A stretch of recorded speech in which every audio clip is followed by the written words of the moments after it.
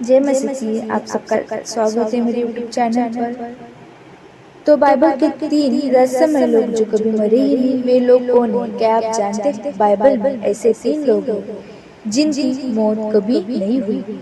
हाँ, 3 लोग हैं जिनकी मौत कभी नहीं हुई। हाँ, आपने सही सुना, ऐसे 3 रहस्यमय पात्र हैं जिनकी मृत्यु का कोई प्रमाण नहीं है।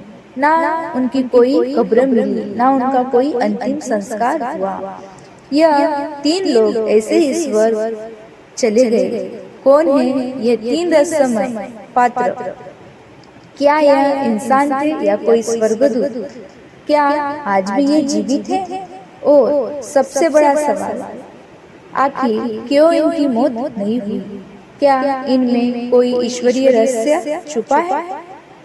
आज हम आपको बताएंगे बाइबल के उन 3 अद्भुत पात्रों की कहानी जिनकी मृत्यु का कोई जिक्र बाइबल में नहीं मिलता। तो अंत तक जुड़े रहिए, क्योंकि आज आप बाइबल का वो रहस्य जानेंगे जो शायद ही किसी ने आपको बताया है।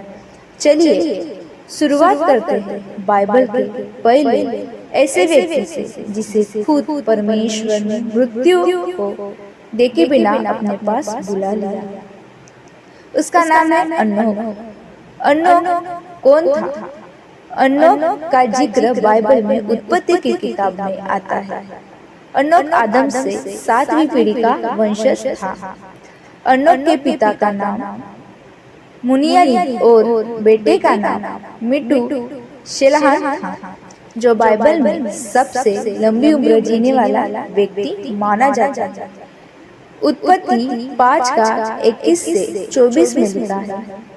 अनोख 65 वर्ष का था जब उसके मतुशलाह उत्पन्न हुआ, और मतुशेष के उत्पन्न होने के बाद अनोख 300 वर्ष तक परमेश्वर के साथ चलता रहा और उसके और बेटे बेटियां उत्पन्न हुई, और अनोख पूरे 365 वर्ष जीवित रहा और अनोख परमेश्वर के संग चलता रहा। फिर वो लोप हो गया क्योंकि परमेश्वर उसे उठा ले गया। जी हाँ, बाइबल साफ कहती है कि अनोख लोप हो गया। क्या? क्योंकि परमेश्वर उसे उठा ले गए। या लोप हो गया का अर्थ है अनोख अचानक गायब हो गया, वह स्वर्ग उठा ले गया। अब सवाल उठता है, आखिर अनोख में ऐसा क्या था जो उसे मृत्यु का सामना नहीं करना पड़ा? बाइबल में लिखा है अनोख में परमेश्वर के साथ चला। इसका मतलब है उसकी जीवन शैली, उसका चाल चलन, उसकी आस्था, सब कुछ परमेश्वर के अनुकूल था। वह परमेश्वर का इतना करीबी हो गया था कि परमेश्वर ने उसे पृथ्वी से उठा लिया। इब्रानियों 11 का 5 में लिखा है, विश्वासी से अनोख उठा लिया गया कि मृत्यु का अनुभव ना करे, और वह कहीं पाया ना गया क्योंकि परमेश्वर ने उसे उठा लिया था। ध्यान दीजिए, अनोख को इसलिए उठाया गया क्योंकि वह परमेश्वर को प्रसन्न करता था। आज के समय में जब हम अपने जीवन में भटक जाते हैं, पाप में फंस जाते हैं, तो अनोख हमें एक मिसाल देता है। अगर हम भी परमेश्वर के साथ चले, उसका विश्वास रखें, तो वो हमें भी ऊंचाई तक ले जाएगा। अनोख का जीवन हमें क्या सिखाता है? सबसे पहली सीख, परमेश्वर के साथ चलो। दूसरी सीख, परमेश्वर पर विश्वास करो। तीसरी सीख, मैं पवित्र जीवन जियो। अनोख का जीवन एक प्रेरणा, एक जीवन व्यक्ति जो इस पाप से भरी दुनिया में भी परमेश्वर के साथ चला और मृत्यु के बिना स्वर्ग चला गया। क्या आपने कभी सोचा है अगर अनोख आज हमारे बीच होता तो कैसा होता? क्या वो हमें यही कहता, अपने जीवन को पवित्र बनाओ, परमेश्वर पे भरोसा रखो, क्योंकि वही तुम्हें मृत्यु के भय से ऊपर उठा सकता है। दोस्तों, अनोख का नाम आज भी इसलिए जीवित है क्योंकि उसने एक अद्भुत काम किया। उसने परमेश्वर के साथ अपनी चाल को, अपने विश्वास को, अपने जीवन को एक कर दिया। और यही कारण है कि एनो आज भी दुनिया में एक मिसाल है। एक ऐसा नाम जिसने मृत्यु का अनुभव नहीं किया, बल्कि सीधे परमेश्वर के पास उठा लिया गया। अब सोचिए, अगर एनो का जीवन इतना अद्भुत था, अगले पात्र की कहानी कितनी अद्भुत होगी, जो आग के रथ में बैठकर सीधे स्वर्ग चला गया। जी हाँ, अब हम बात करेंगे एलिया के बारे में। पर यह जानने के लिए आपको हमारे साथ बने रहना है। तो दोस्तों, अनोख की अद्भुत कहानी सुनने के बाद हम बढ़ते हैं बाइबल के दूसरे महान पात्र की ओर। एक ऐसा नबी जिसने अपने समय की सबसे ताकतवर रानी के खिलाफ खड़ा होकर परमेश्वर का नाम ऊंचा किया, और फिर वो आग के रथ में बैठकर सीधे स्वर्ग उठा लिया गया। उसका नाम है एलिया। एलिया कौन था? एलिया बाइबल के पुराने नियम में एक महान भविष्यवक्ता था। उसका परिचय हमें पहला राजा 17वें अध्याय में मिलता है। एलिया इज़राइल के इतिहास के सबसे कठिन समय में आया, जब इज़राइल पूरी तरह से मूर्ति पूजा में डूबा चुका था। उस समय का राजा था आहाब और उसकी रानी इजाबेल। इजाबेल ने पूरे इज़राइल में झूठी देवता बाल की पूजा फैला दी थी। याजक, भविष्य वक्ता सब बिक चुके थे। परमेश्वर का नाम मिटा जा रहा था। तभी परमेश्वर ने एलिया को उठाया। एलिया का नाम ही अपने आप में एक संदेश है। एलिया का मतलब होता है यहोवा ही मेरा परमेश्वर है। आइए जानते हैं एलिया के अद्भुत कार्य और चमत्कार। सालों तक आकाश से एक बूंद पानी नहीं गिरा। एलिया ने परमेश्वर के सामने से कई अद्भुत काम किए। विधवा के घर अनाज और तेल कभी खत्म नहीं हुआ। मरे हुए लड़के को जिलाया, आकाश से आग गिराई, बाल के 450 याजकों को हराया। एलिया ने बाल के 450 याजकों को चुनौती दी, अगर बाल सच है तो वह तुम्हारे बलि स्वीकार करेगा, वरना मेरा परमेश्वर आग बरसाएगा। बाल के याजक चिल्लाते रहे, खुद को काटते रहे, लेकिन कुछ नहीं हुआ। फिर एलिया ने प्रार्थना की और तुरंत आकाश से आग गिरी और बलि भस्म हो गई। पूरा इज़राइल चिल्लाया, यहोवा ही परमेश्वर है। इतना महान कार्य करने के बाद एलिया एक इंसान था। जब रानी इजाबेल ने धमकी दी, मैं तुझे मार दूंगी, तो एलिया डर गया और जंगल में भाग गया। वो इतना टूट चुका था कि परमेश्वर से बोला, हे परमेश्वर, अब मेरी जान ले ले। परमेश्वर ने उसे छूना, स्वर्गदूत भेजा, भोजन कराया और कहा, तेरा कार्य अभी पूरा नहीं हुआ। एलिया का स्वर्गारोहण अब आते हैं सबसे रहस्यमय और अद्भुत घटना पर। एलिया कभी मरा नहीं। दूसरा राजा 2:11 में लिखा है, जब वे चलते चलते बातें कर रहे थे, तब देखो एक अग्निमय रथ और अग्निमय घोड़े आए और उन्होंने उन दोनों को अलग कर दिया और एलिया बवंडर में होकर स्वर्ग चला गया। क्या आप सोच सकते हैं? आग का रथ, आग के घोड़े और एलिया उसमें बैठकर स्वर्ग चला गया। कोई बीमारी नहीं, कोई मृत्यु नहीं, कोई कब्र नहीं, सीधा परमेश्वर के पास। एलिया का जीवन हमें क्या सिखाता है? यही कि हमेशा परमेश्वर के लिए खड़े रहो, चाहे पूरी दुनिया तुम्हारे खिलाफ हो। हार मानना इंसानी फितरत है, लेकिन परमेश्वर कभी हारने नहीं देता। अगर जीवन में कठिनाइयां आए तो याद रखो, परमेश्वर का दूत तुम्हारे लिए रास्ता तैयार कर रहा है। और सबसे बड़ी सीख, अगर परमेश्वर चाहे तो वो तुम्हें मृत्यु से भी बचा सकता है। क्या आप जानते हैं, एलिया का जिक्र सिर्फ पुराने नियम में ही नहीं बल्कि नए नियम में भी आता है। यहूदी मान्यता है कि मसीहा के आने से पहले एलिया फिर से आएंगे। मत्ती 17 में जब यीशु पर्वत पर रूपांतरित हुए तब मूसा और एलिया उनसे मिलने आए। इससे पता चलता है कि एलिया आज भी जीवित है, वह परमेश्वर के पास है। क्या एलिया आज भी हमारे लिए संदेश है? दोस्तों, एलिया की कहानी हमें एक बड़ी सीख देती है, कभी हार मत मानो।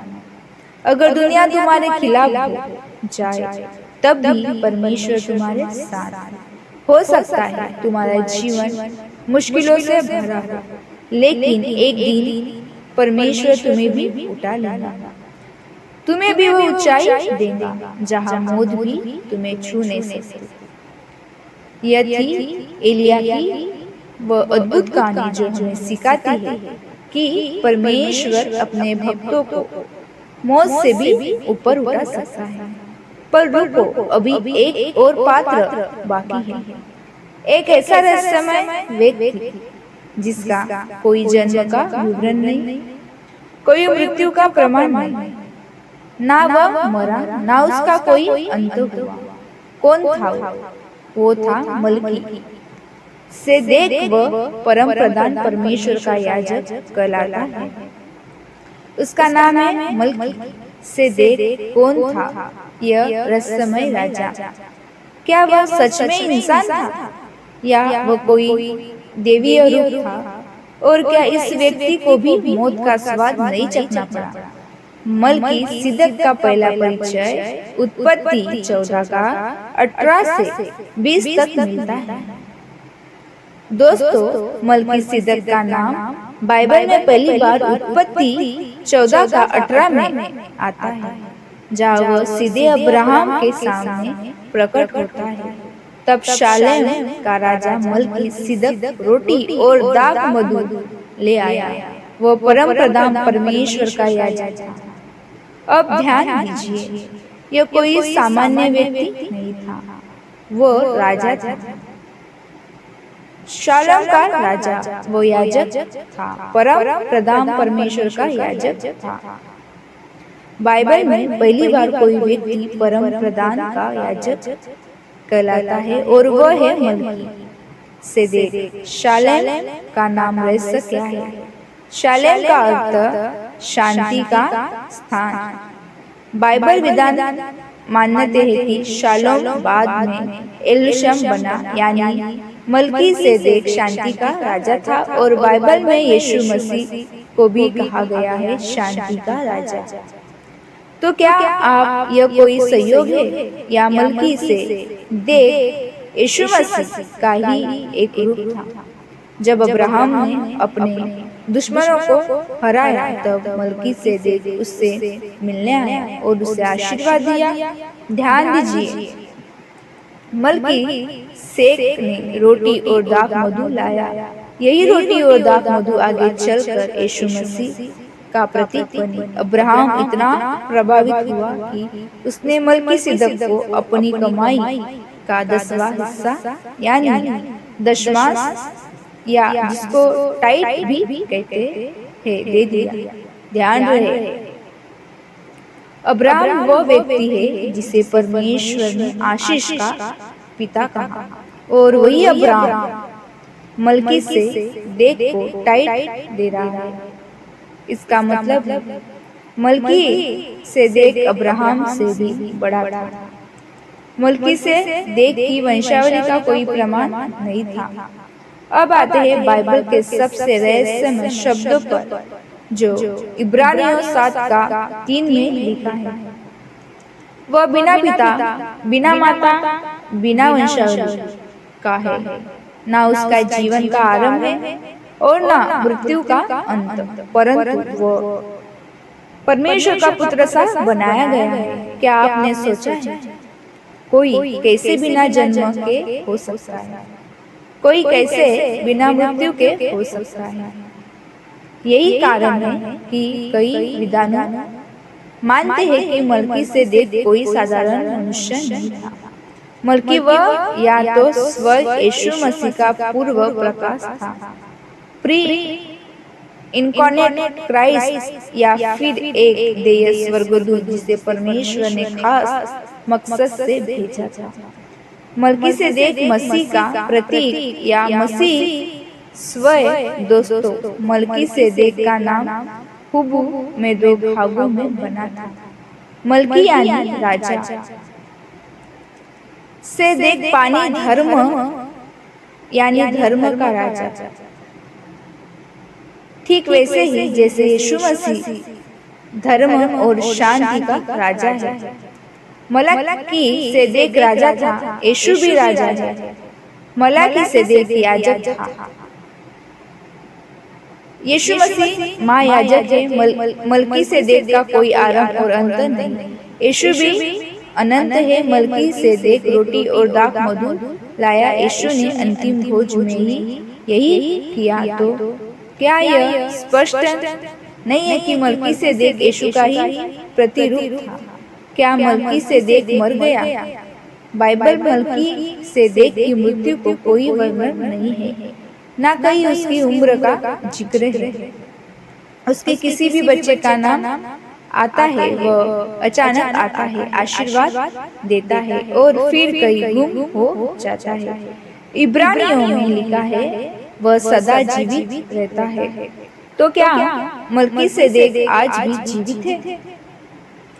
क्या वह सच में कई मरा नहीं? मलकीसेदेक हमें सिखाता है कि ना परमेश्वर के मार्ग बड़े रहस्यमय होते हैं, कभी कभी वो खुद किसी रूप में हमारे बीच आता है और हमें पता भी नहीं चलता। मलकीसेदेक हमें यीशु मसीह की याद दिलाता है, जो अनंत है, जो धर्म का राजा है, जो जाति का, जो शांति का राजा है। मलकीसेदेक और हमारा जीवन, मलकीसेदेक की कहानी हमें यह सिखाती है कि परमेश्वर के राज्य में ना कोई बड़ा है ना कोई छोटा।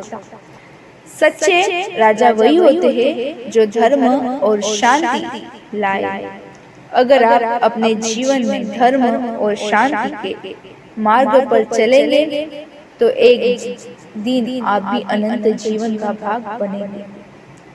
और सबसे बड़ी बात, परमेश्वर के पास पहुंचने का रास्ता हमेशा खुला है, बस आपको विश्वास करना है। क्या आप भी अनोख जैसे बनना चाहते हैं? क्या आप भी परमेश्वर को अपने जीवन में उतना ही स्थान देना चाहते हैं जो आज ही से शुरुआत कीजिए, क्योंकि परमेश्वर वही है, कल भी वही था, आज भी वही है और आगे भी वही रहेगा। वो आज भी अपने भक्तों को ऊपर उठा सकता है। तो दोस्तों, यह बाइबल के वो 3 रहस्यमय पुरुष जिन्होंने मौत छू भी नहीं पाई, अनोख जो परमेश्वर के साथ चलता गया और अंत में उठा लिया गया, एलिया जो आग के रथ में स्वर्ग चला गया, मलकी जिसका ना कोई आरंभ था ना कोई अंत, ना जन्म ना मृत्यु। तीनों हमें एक ही बात सिखाते हैं, अगर तुम परमेश्वर के साथ चलोगे तो मृत्यु भी तुम्हारा कुछ नहीं बिगाड़ सकती है।